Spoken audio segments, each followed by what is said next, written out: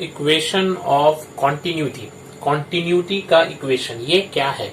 तो जब कोई द्रव किसी ट्यूब से या पाइप से होकर जब प्रवाह करता है तो वहां पर ये इक्वेशन ऑफ कॉन्टिन्यूटी लागू होता है। और ये जो लागू होगा ये किस तरह के द्रव के लिए लागू होगा? Incompressible fluid. इनकॉम्प्रेसिबल फ्लूइड का मतलब है जिसको जितना भी हम प्रेशर दे दें उसके घनत्व में कोई अंतर नहीं होगा। तो यहाँ पर हम लोग देखते हैं इनकॉम्प्रेसिबल फ्लूइड क्या है। जैसे कि पानी को हम लोग एक अच्छा इनकॉम्प्रेसिबल फ्लूइड या जल को हम लोग इनकॉम्प्रेसिबल फ्लूइड कहते हैं, मगर हवा को अगर कहेंगे तो हवा को दबाव देने पर उसका प्रेशर कम हो सकता है। हम लोग देखते हैं उसको छोटे से ट्यूब में भी भर सकते हैं और बड़े से सिलेंडर में भी भर सकते हैं। इसलिए हवा के लिए यहाँ पर हम इसे लागू नहीं करेंगे। ये उस तरह के द्रव के लिए लागू होगा या तरल के लिए लागू होगा जो कि इनकॉम्प्रेसिबल है, जिसके घनत्व पर दबाव का कोई प्रभाव नहीं पड़ता है। तो मान लेते हैं पानी जो है वो किसी ट्यूब से होकर जा रहा है। ये ट्यूब का क्रॉस सेक्शन देखिए, एक हिस्सा जो है इसका चौड़ा है, मतलब बड़ा है, और एक हिस्सा जो है उसके जो मुंह है वो छोटा है। तो ये जो बड़े वाले एरिया से पानी छोटे वाले एरिया की तरफ जा रहा है। इसके बड़े वाले एरिया को हम लोगों ने A1 माना है और छोटे वाले एरिया को हमने A2 माना है। और A1 पे जिस वेग से पानी जा रहा है A2 पे उस वेग से पानी नहीं जाएगा, दोनों का वेग अलग होगा।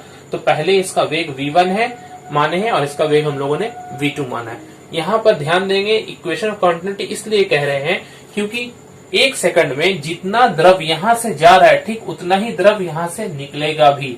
क्योंकि अगर फॉर एग्जांपल यहां से मान लीजिए 1 लीटर पानी जा रहा है एक सेकंड में, या वजन के हिसाब से कहें तो 1 किलोग्राम पानी जा रहा है एक सेकंड में, और यहाँ पर से अगर 900 ग्राम निकल रहा है तो बाकी के जो 100 ग्राम वो बीच में जमा हो रहा है।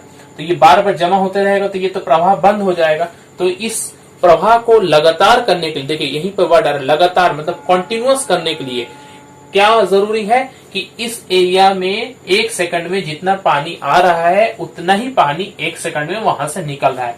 तो इक्वेशन ऑफ कंटिन्यूटी जो कहता है वो कहता है मास जो है मतलब मात्रा पर सेकंड ये कांस्टेंट होना होगा, तभी इक्वेशन ऑफ कंटिन्यूटी लागू होगा। इक्वेशन ऑफ कंटिन्यूटी क्या कहता है कि ये जो 1 सेकंड में द्रव की जो मात्रा है वो चाहे किसी भी एरिया में आप ले लीजिए वो सब बराबर होगी। तो हमने यहाँ पर सिर्फ 2 एरिया लिया, एक इस हिस्से में और एक उस हिस्से में।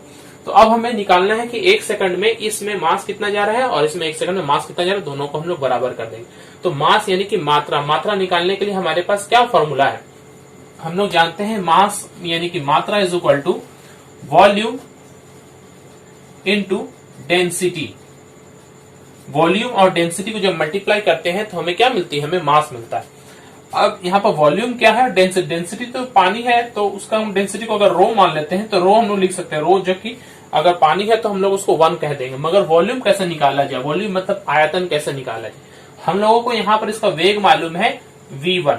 तो 1 सेकंड में ये कितनी दूरी जाएगा? 1 सेकंड में V1 दूरी ही जाएगा। तो मान लेते हैं वो 1 सेकंड में ये जो पानी यहाँ से जो जा रहा है वो यहाँ तक पहुंच गया, तो दूरी कितना हुआ 1 सेकंड में?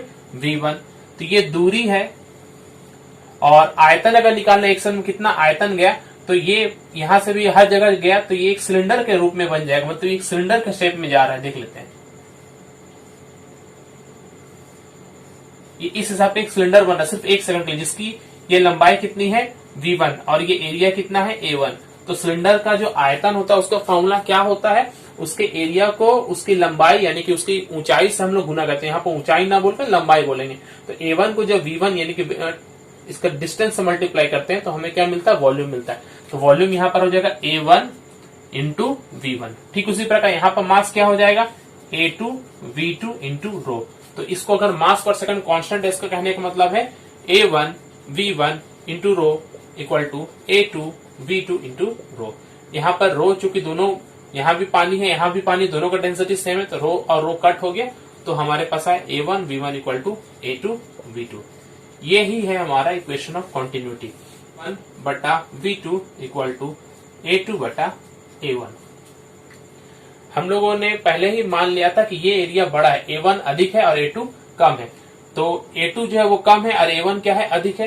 तो A2 अगर A1 से कम है तो V1 क्या होगा? V2 से कम होगा। चूंकि यहाँ पर ऊपर वाला कम है तो यहाँ पर भी ऊपर वाला कम होना होगा।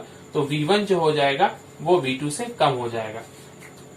V1 कहाँ है? यहाँ पर है। जिसका एरिया अधिक है उसका वेग कम है, और जिसका वेग अधिक है जिसका एरिया कम है उसका वेग अधिक है। यहाँ पर एरिया और वेग के बीच में एक विलोम अनुपात है, मतलब एरिया अधिक होने पर हम लोग देखते हैं वेग कम हो जाता है। ये हम लोगों ने इसका एप्लीकेशन हर जगह देखा है। जैसे कि जब हम लोग गार्डन में पानी डालते हैं तो जो इस ट्यूब से डालते हैं, पाइप से डालते हैं, उस पाइप का जब हिस्सा को सामने का हिस्सा छोटा कर देते हैं और दबा देते हैं तो उसका एरिया कम हो जाता है। तो एरिया कम होने से उसका वेग, वहां के पानी का जो वेग होता है वो अधिक हो जाता है।